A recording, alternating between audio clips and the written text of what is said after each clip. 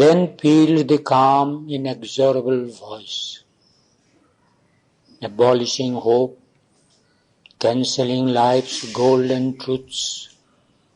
Fatal its accents smote the trembling air. That lovely world swam thin and frail, most like some pearly evanescent farewell gleam on the faint verge of dusk in moonless eves. Prisoner of nature, many visioned spirit, thought's creature, in the ideal's realm enjoying thy unsubstantial immortality, the subtle, marvelous mind of man has feigned. This is the world from which thy yearnings came. When it would build eternity from the dust, man's thought paints images, illusion rounds, prophesying glories it shall never see. It harbors delicately among its dreams. Behold this fleeing of light-tasseled shapes, aerial raiment of unbodied gods, a rapture of things that never can be born. Hope chants to hope, a bright immortal choir. Cloud satisfies cloud, phantom to longing phantom, leans sweetly, sweetly is clasped, or sweetly chased. This is the stuff from which the ideal is formed. Its builder is thought, its base the heart's desire. But nothing real answers to their call.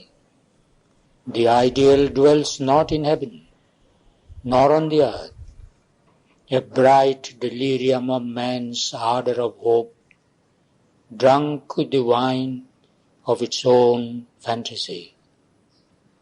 It is a brilliant shadow's dreamy trail.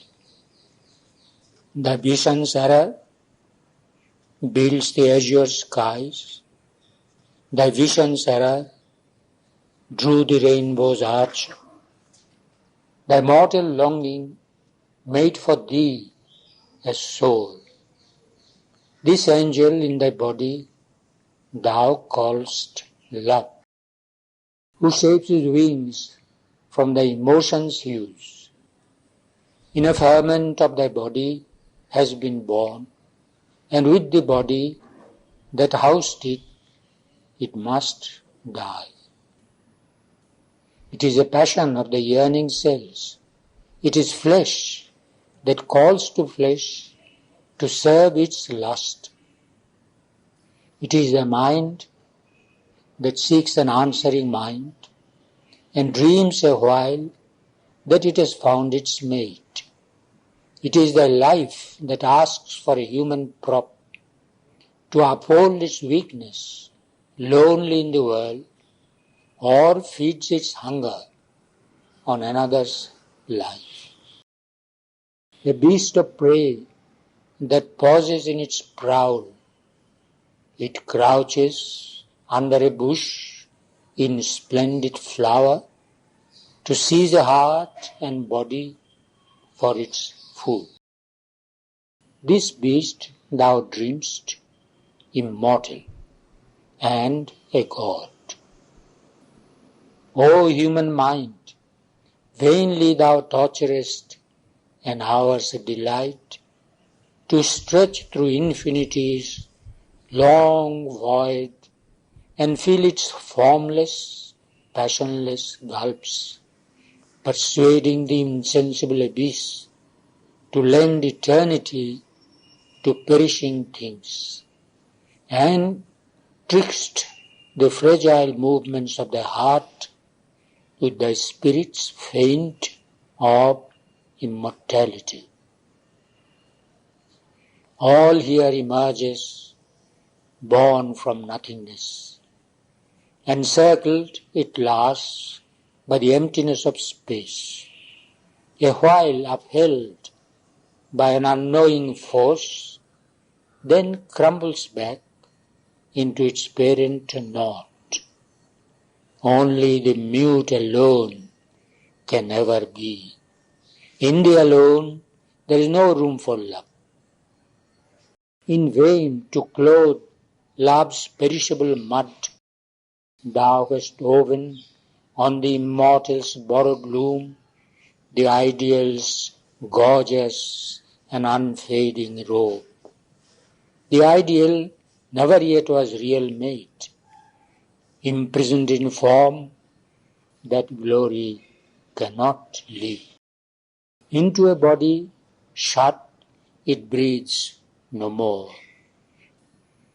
Intangible, remote, forever pure, a sovereign of its own brilliant void, unwillingly it descends to earthly air to inhabit a white temple in man's heart.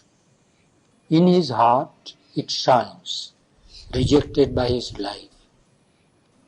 Immutable, bodiless, beautiful, grand and dumb, immobile on its shining throne it sits. Dumb it receives his offering and his prayer. It has no voice to answer to his call, no feet that move, no hands to take his gifts. Aerial statue of the nude idea, virgin conception of a bodiless God, its light stirs man, the thinker, to create an earthly semblance of diviner things. Its hued reflection falls upon man's acts. His institutions are its cenotaph. His signs, his date conventions with its name. His virtues adorn the ideal's sky robe and a nimbus of the outline of its face. He hides their littleness with the divine name. Yet insufficient is the bright pretense to screen their indigent and earthly make. Earth only is there, and not some heavenly source.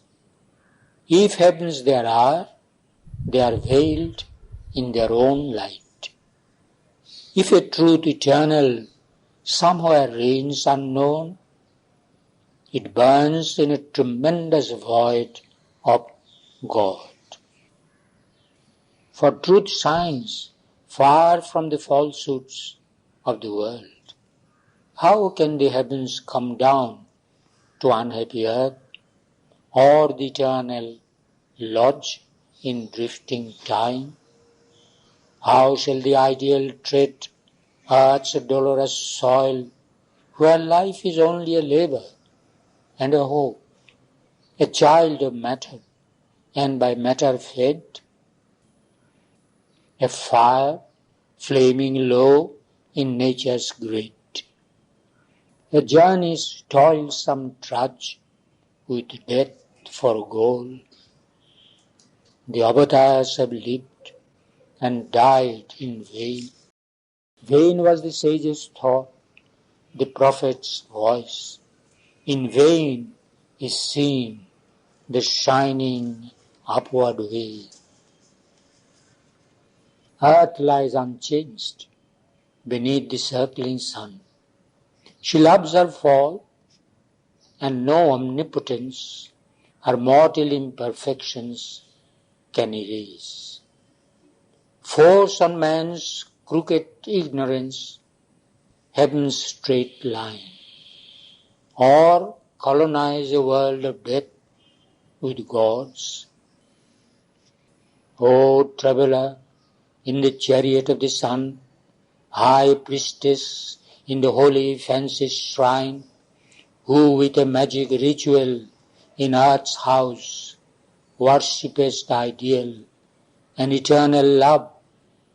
What is this love thy thought has deified, this sacred legend and immortal myth? It is a conscious yearning of thy flesh. It is a glorious burning of thy nerves, a rose of dream splendor petalling thy mind, a great red rapture and torture of thy heart, a sudden transfiguration of thy days. It passes, and the world is as before. A ravishing edge of sweetness and of pain, a thrill in its yearning, makes it seem divine. A golden bridge across the roar of the years, a cord tying thee to eternity. And yet, how brief and frail, how soon is spent this treasure wasted by the gods on man, this happy closeness as of soul to soul, this honey of the body's companionship, this heightened joy, this ecstasy in the veins, this strange illumination of the sense. If Satyavan had lived, love would have died. But Satyavan is dead, and love shall live a little while in their sad breast, until his face and body fade on memory's wall, where other bodies, other faces come. When love breaks suddenly into the life, at first man steps into a world of the sun. In his passion he feels his heavenly element, but only as fine sunlit patch of earth. The marvelous aspect too of heaven's outburst. The snake is there, and the worm in the heart of the rose. A word, a moment's act can slay the god. Precarious is his immortality. He has 1,000 ways to suffer and die.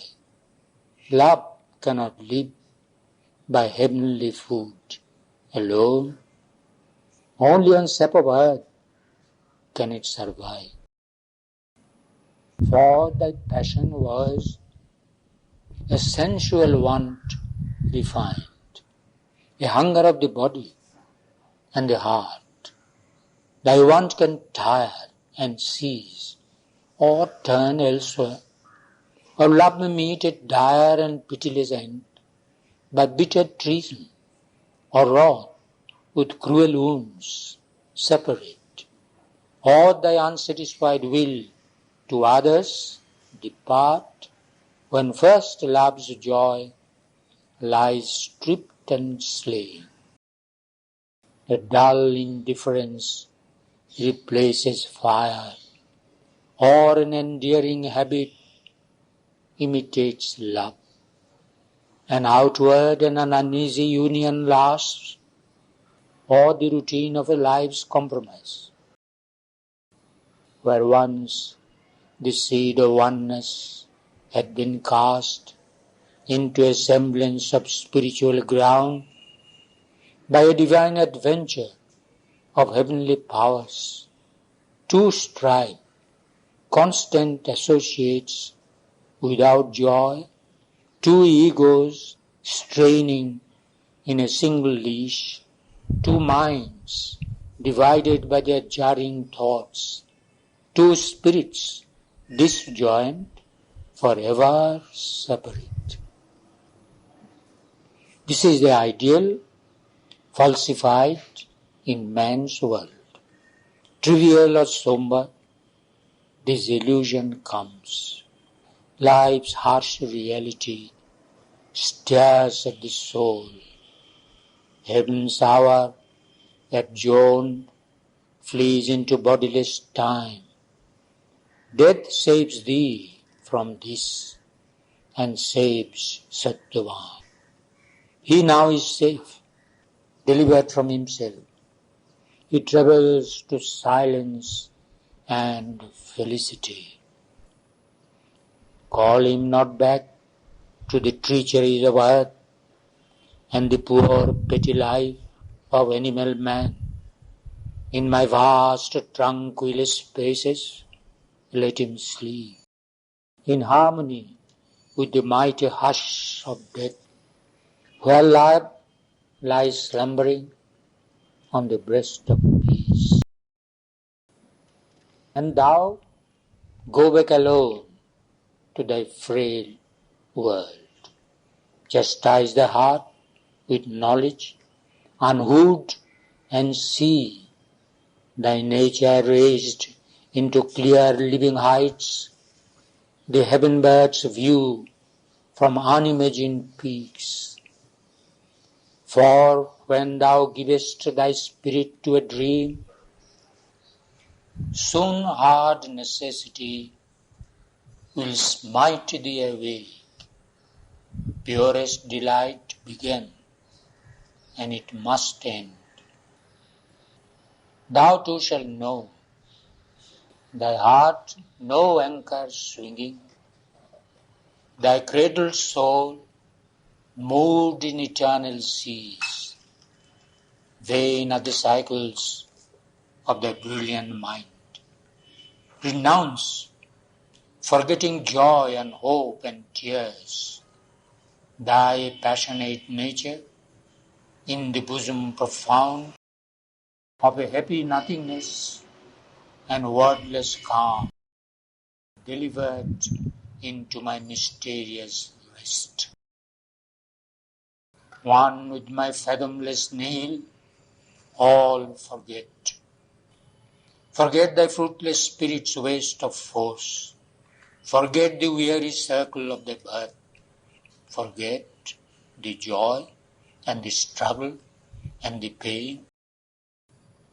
The vague spiritual quest which first began when worlds broke forth like clusters of fire flowers, and great burning thoughts voyaged through the sky of mind, and time and its eons crawled across the verse, and souls emerged into mortality. But Savitri replied to the dark power, a dangerous music now thou find'st, O death, melting thy speech into harmonious pain, and flutest alluringly to tired hopes, thy falsehoods mingled with sad strains of truth. But I forbid thy voice to slay my soul. My love is not a hunger of the heart. My love is not a craving of the flesh. It came to me from God. To God returns. Even in all that life and man have marred, a whisper of divinity still is heard. A breath is felt from the eternal spheres. Allowed by heaven and wonderful to man, a sweet fire rhythm of passion chants to love. There is a hope in its wild infinite cry. It rings with callings from forgotten heights, and when its strains are hushed to high-winged souls in their empyrean, its burning breath survives beyond the rapturous core of suns that flame forever pure in skies unseen, a voice of the eternal ecstasy. One day I shall behold my great sweet world, put off the dire disguises of the gods. unveil from terror and disrobe from sin. Appeased, we shall draw near our mother's face. We shall cast our candid souls upon her lap. Then shall we clasp the ecstasy we chase. Then shall we shudder with the long-sought God. Then shall we find heaven's unexpected strain. Not only is there hope for goddess pure, the violent and darkened deities leaped down from the one breast in rage to find what the white gods had missed. They too are safe. A mother's eyes are on them, and her arms stretched out in love desire her rebel sons. One who came, love and lover and beloved, eternal, built himself a wondrous field and wove the measures of a marvelous dance. There in its circles and its magic turns, attracted he arrives, repelled he flees. In the wild devious promptings of his mind, he tastes the honey of tears and puts of joy, repenting, and as laughter and as wrath, and both are broken music of the soul, which seeks out, reconciled, the heavenly rhyme. Ever he comes to us across the years, bearing a sweet new face that is the old. His bliss laughs to us, or it calls, concealed, like a far-heard, unseen and trancing flute. From moonlit branches in the throbbing woods, tempting our angry surge and passionate pain. Disguised the lover seeks and draws our souls. He named himself for me, Guru Satyavan. For we are man and woman from the first, the twin souls born from one undying fire. Did he not dawn on me in other stars? How has he through the thickets of the world pursued me like a lion in the night and come upon me suddenly in the ways and seized me with his glorious golden beam? Unsatisfied, he yearned for me through time, sometimes with wrath and sometimes with sweet peace, desiring me since first the world began. He rose like a wild wave out of the floods and dragged me helpless into seas of bliss. Out of my curtain past, his arms arrived. They had touched me like the soft persuading wind.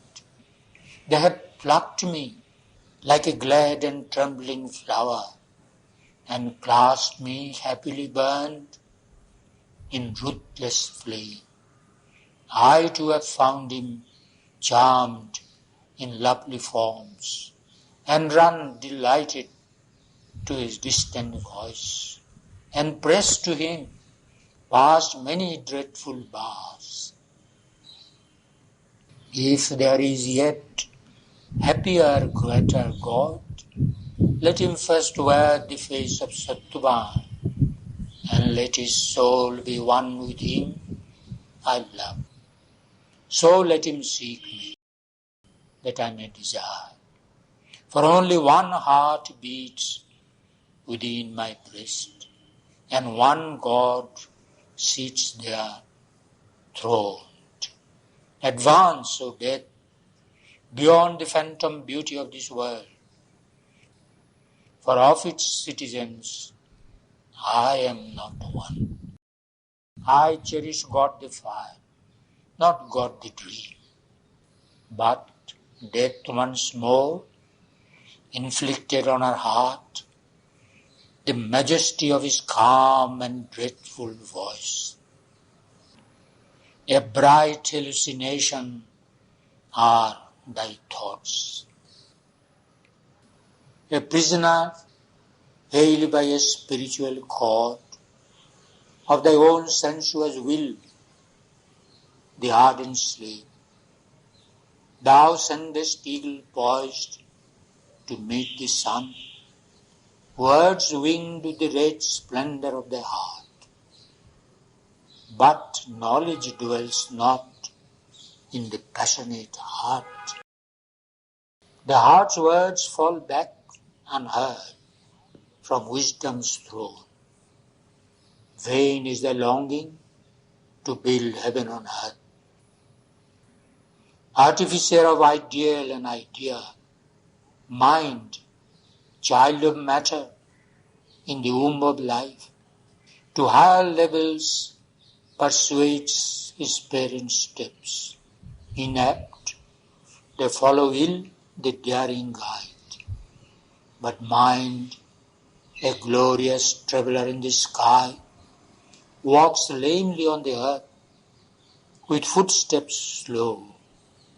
Hardly he can mould the life's rebellious stuff. Hardly can he hold the galloping hoofs of sense. His thoughts look straight into the very heavens.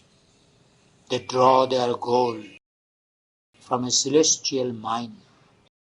His acts work painfully a common ore. All thy high dreams were made by matter's mind to solace its dull work in matter's jail, its only house where it alone seems true, a solid image of reality carved out being to prop the works of time. Matter on the firm earth sits strong and sure. It is the firstborn of created things. It stands the last when mind and life are slain. And if it ended, all would cease to be. All else is only its outcome or its phase. Thy soul is a brief flower by the gardener mind, created on thy matter's terrain plot. It perishes with the plant on which it grows, for from earth's sap it draws its heavenly hue. Thy thoughts are gleams that pass on matter's verge, thy life a lapsing wave on matter's sea. A careful steward of truth's limited means, treasuring our founded facts from the squandering power.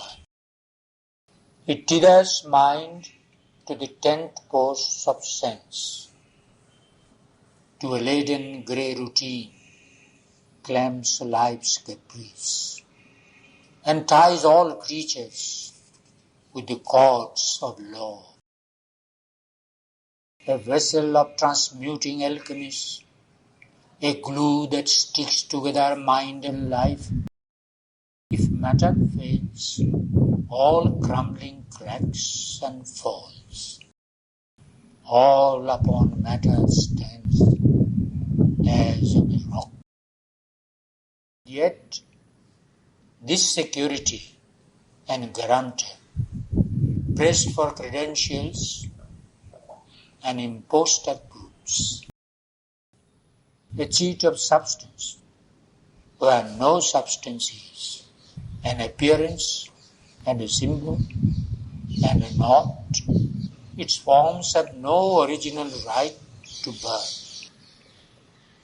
Its aspect of a fixed stability is the cover of a captive motion swirl, an order of the steps of energy's dance, whose footmarks leave forever the same signs, a concrete face of unsubstantial time, a trickle dotting the emptiness of space,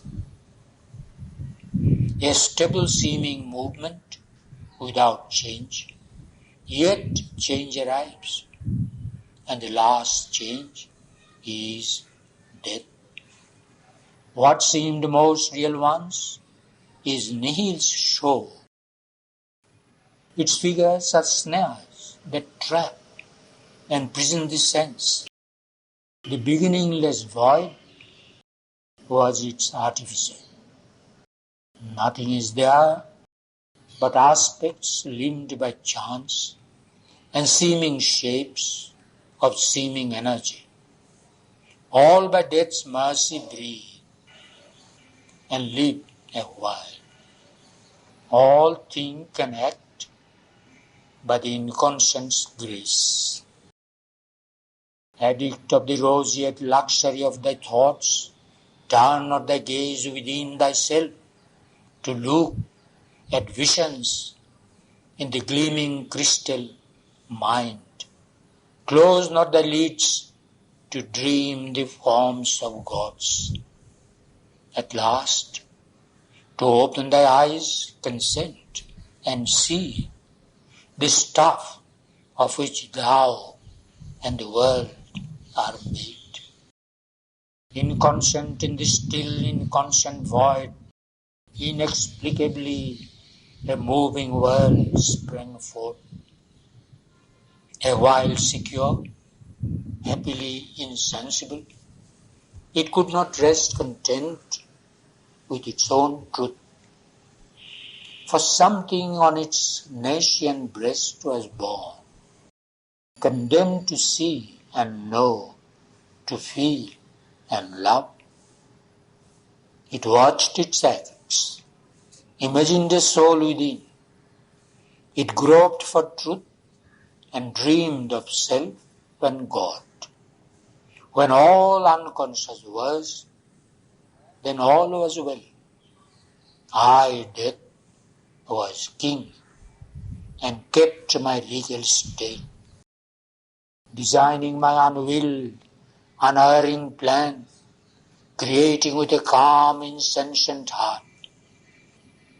In my sovereign power of unreality, obliging nothingness to take a form, infallibly my blind, unthinking force, making by chance a fixity like fates, by whim the formulas of necessity, founded on the hollow ground of the inane, the sure bizarrerie of nature's scheme.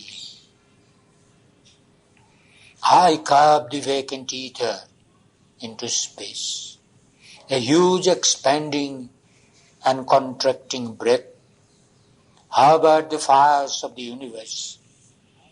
I struck out the supreme original spark and spread its sparse ranked arms through the inane, manufactured the stars from the occult radiances, marshaled the platoons of the invisible dance. I formed Earth's beauty out of atom and gas, and built from chemic plasm the living man. Then thought came in and spoiled the harmonious world. Matter began to hope and think and feel, tissue and nerve, both joy and agony. The inconscient cosmos strove to learn its task. An ignorant personal God was born in mind, and to understand, invented reason's law. The impersonal vast throbbed back to man's desire. A trouble rocked the great world's blind, still heart, and nature lost her white, immortal calm. Thus came this warped, incomprehensible scene of souls enmeshed in life's delight and pain, and matter's sleep and mind's mortality, of beings in nature's prison waiting death, and consciousness left in seeking ignorance.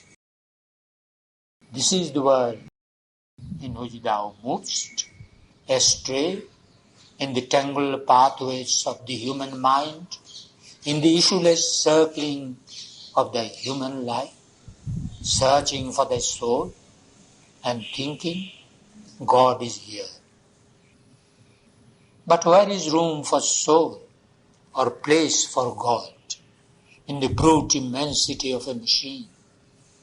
A transient breath thou takest for thy soul, born from a gas, a plasm, a sperm, a gene, a magnified image of man's mind for God, a shadow of thyself thrown upon space, interposed between the upper and nether void. Thy consciousness reflects the world around in the distorting mirror of ignorance, or upwards turns to catch imagined stars.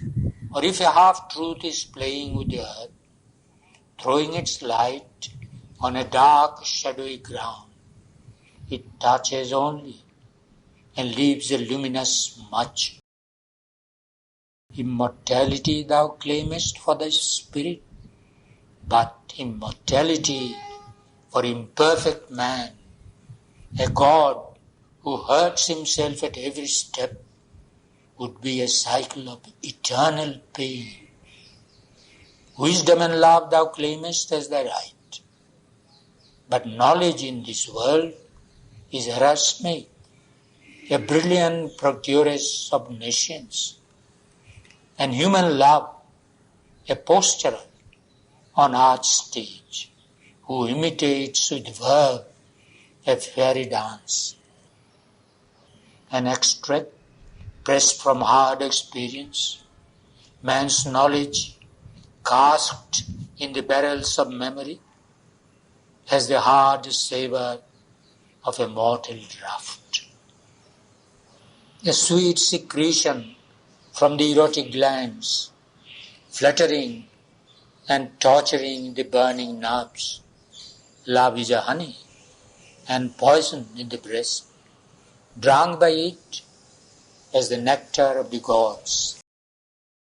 Earth's human wisdom is no great proud power, and love no gleaming angel from the skies. If they aspired beyond earth's duller air, arriving sunwards with frail waxen wings, how high could reach that forced, unnatural flight? But not on earth can divine wisdom reign, and not on earth can divine love be found. Heaven born, only in heaven can they live, or else there too perhaps they are shining dreams. Nay, is not all thou art and doest a dream? Thy mind and life are tricks of matter's force. If thy mind seems to thee a radiant sun, if thy life runs a swift and glorious dream, this is the illusion of the mortal heart, dazzled by a ray of happiness or light. Impotent to live by their own right divine, convinced of their brilliant unreality, when their supporting ground is cut away, these children of matter into matter die. Even matter vanishes into energy's vague, and energy is a motion of all naught. How shall the ideal's unsubstantial hues be painted stiff on earth's vermilion blur, a dream within a dream, come doubly true? How shall the will-o'-the-wisp become a star? The ideal is a melody of the mind, a bright delirium of the speech and thought, a strange wine of beauty, lifting thee to false sight. A noble fiction of the yearnings made, the human imperfection it must share. Its forms in nature disappoint the heart, and never shall it find its heavenly shape, and never can it be fulfilled in time. O soul, misled by the splendor of thy thoughts, O earthly creature, with thy dream of heaven, obey, resign, and still the earthly law. Accept the light that falls upon thy gaze. Take what thou canst of life's permitted joy, submitting to the ordeal of fate's scourge. Suffer what thou must of toil and grief and care. There shall approach, silencing the passionate heart, my long calm night of everlasting sleep. There into the hush from which thou camest, retire.